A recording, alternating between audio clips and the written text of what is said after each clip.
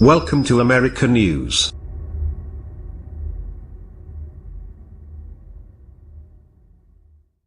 Last August, a secret message was passed from Washington to Cairo warning about a mysterious vessel steaming toward the Suez Canal. The bulk freighter named Jie Shun was flying Cambodian colors but had sailed from North Korea, the warning said, with a North Korean crew and an unknown cargo shrouded by heavy tarps. Armed with this tip, customs agents were waiting when the ship entered Egyptian waters. They swarmed the vessel and discovered, concealed under bins of iron ore, a cache of more than 30,000 rocket-propelled grenades. It was, as a United Nations report later concluded, the largest seizure of ammunition in the history of sanctions against the Democratic People's Republic of Korea. But who were the rockets for the Jie Shun's final secret would take months to resolve and would yield perhaps the biggest surprise of all. The buyers were the Egyptians themselves. A UN investigation uncovered a complex arrangement in which Egyptian business executives ordered millions of dollars worth of North Korean rockets for the country's military while also taking pains to keep the transaction hidden, according to US officials and Western diplomats familiar with the findings. The incident, many details of which were never publicly revealed, prompted the latest in a series of intense, if private, US complaints over Egyptian efforts to obtain banned military hardware from Pyongyang, the officials said. It also shed light on a little-understood global arms trade that has become an increasingly vital financial lifeline for North Korean leader Kim Jong-un in the wake of unprecedented economic sanctions. A statement from the Egyptian embassy in Washington pointed to Egypt's transparency and cooperation with UN officials in finding and destroying the contraband.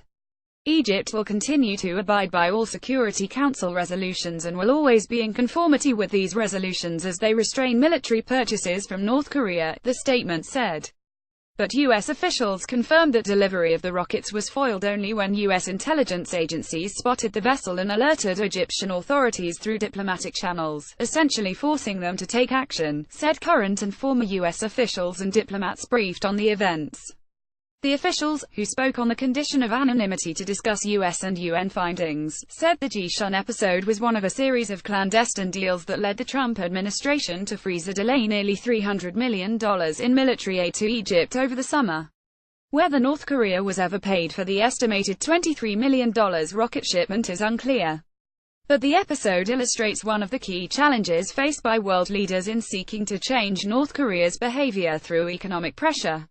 Even as the United States and its allies pile on the sanctions, Kim continues to quietly reap profits from selling cheap conventional weapons and military hardware to a list of customers and beneficiaries that has at times included Iran, Burma, Cuba, Syria, Eritrea and at least 2 terrorist groups, as well as key U.S. allies such as Egypt, analysts said.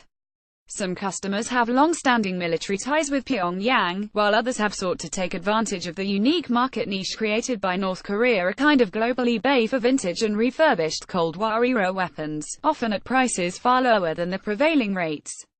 North Korean soldiers carrying packs marked with a radioactive symbol take part in a 2013 military parade in Pyongyang. North Korea has been selling small arms around the world to bring in the hard currency it needs to survive. Ed Jones safe Getty Images. Over time, the small arms trade has emerged as a reliable source of cash for a regime with considerable expertise in the tactics of running contraband, including the use of false flag shipping and the clever concealment of illegal cargo in bulk shipments of legitimate goods such as sugar or, as in the case of the Jie Shun, a giant mound of loose iron ore. These cover materials not only act to obfuscate shipments, but really highlights the way that licit North Korean businesses are being used to facilitate North Korean illicit activity, said David Thompson, a senior analyst and investigator of North Korean financial schemes for the Center for Advanced Defense Studies, a non-profit research organization based in Washington. It is this nesting which makes this illicit activity so hard to identify. With North Korea's other profitable enterprises being hurt by international sanctions, Thompson said, such exports are now likely more important than ever.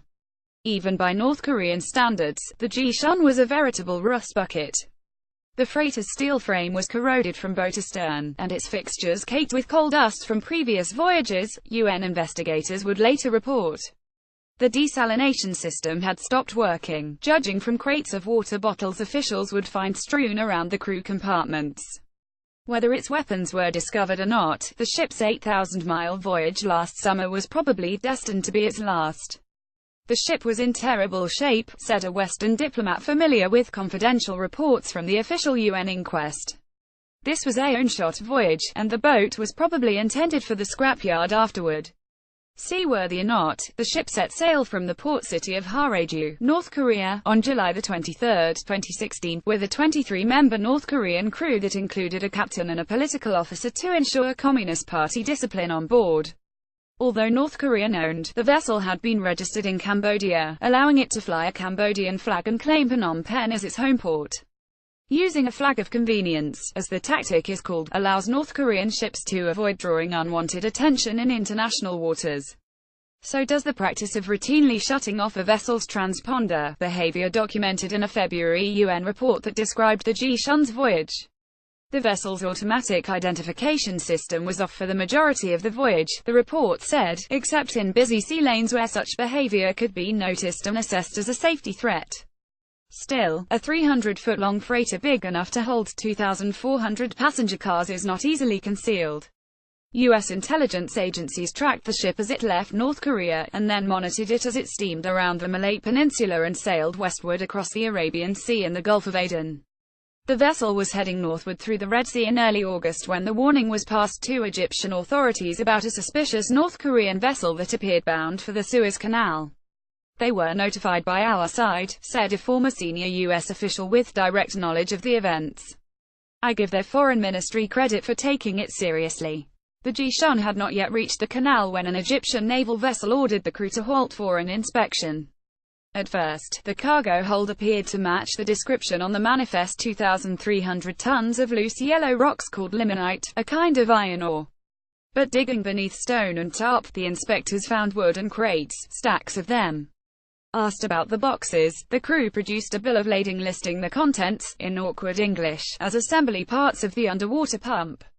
But after the last of the 79 crates was unloaded and opened at Egypt's Al Adabiya port, it was clear that this was a weapons shipment, like none other. More than 24,000 rocket-propelled grenades, and completed components for 6,000 more.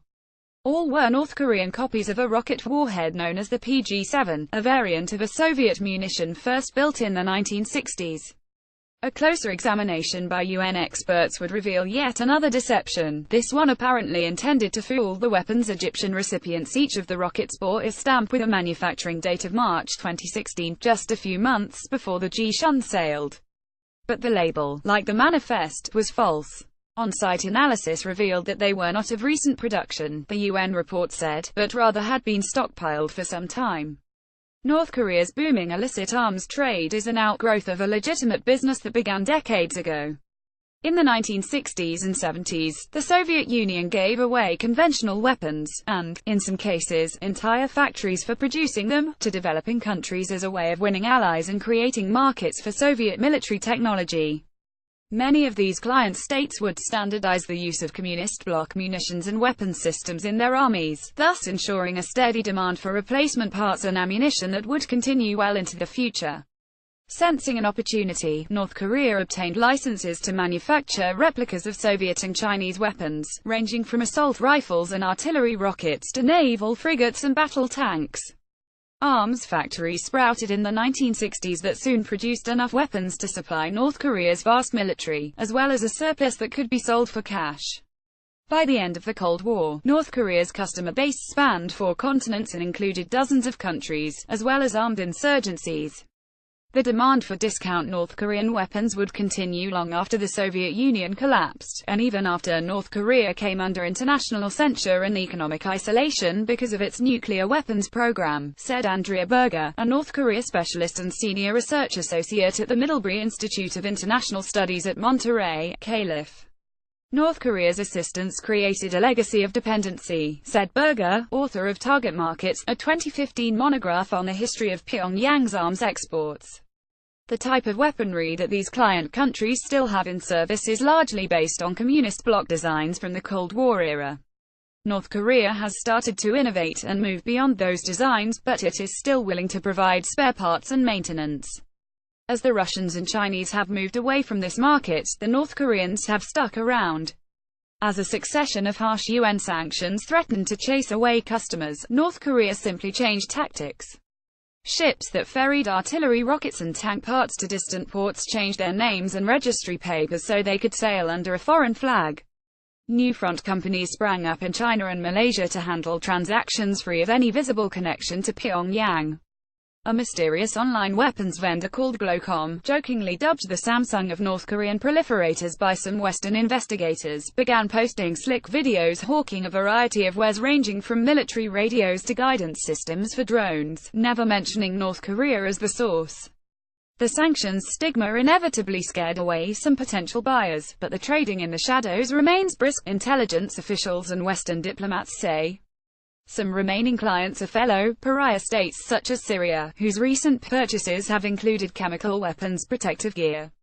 Other long-term customers are non-state actors such as the militant group Hezbollah, which has acquired North Korean rockets and missiles from arms smugglers and sympathetic regimes. North Korean-made rifles have even been recovered from the bodies of Islamic State fighters in Iraq and Syria, although U.S. officials believe the guns were probably looted from stocks sold to the late Libyan leader Muammar Gaddafi years earlier.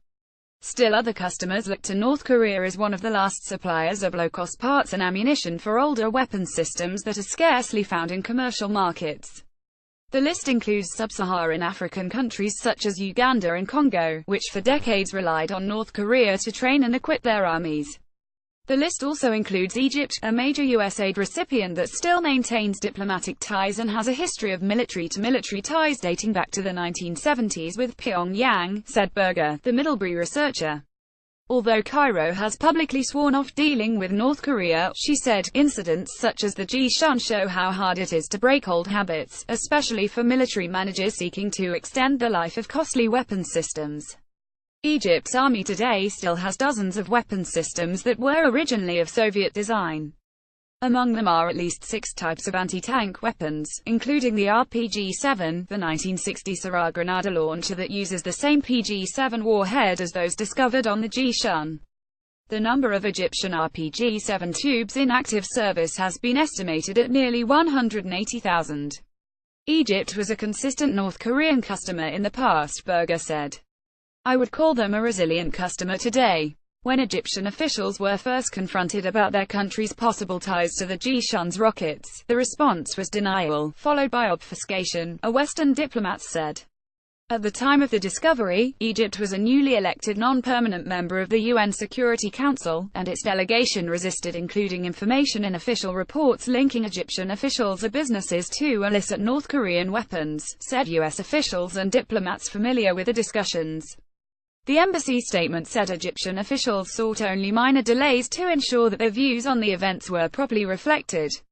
It noted that Security Council officials had recognized and praised Egypt's role in assisting the investigation. In any case, the February UN report on the incident sidesteps the question of who was meant to receive the rockets, saying only that the munitions were destroyed by Egypt under UN supervision, and that the destination and end user of the equipment was investigated by the Egyptian General Prosecutor. But evidence gathered by UN investigators and later shared with diplomats left little doubt about where the rockets were bound.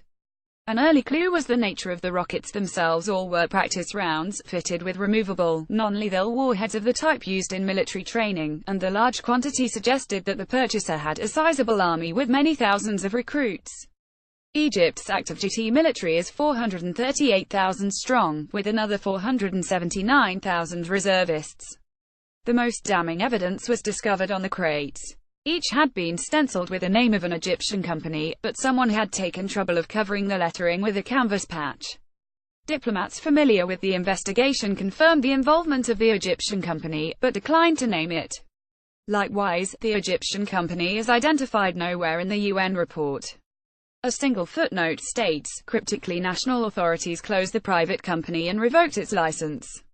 While U.S. officials have declined to publicly criticize Egypt, the Jie Shun incident, coming on top of other reported weapons deals with North Korea in recent years, contributed to the diplomatic turbulence that defined relations between Cairo and the Obama and Trump administrations.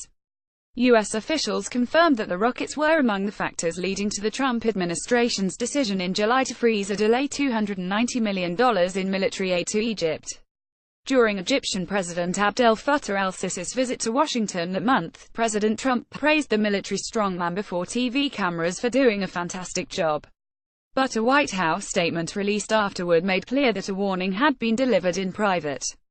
President Trump stressed the need for all countries to fully implement UN Security Council resolutions on North Korea, said the official statement, including the need to stop providing economic and military benefits to North Korea.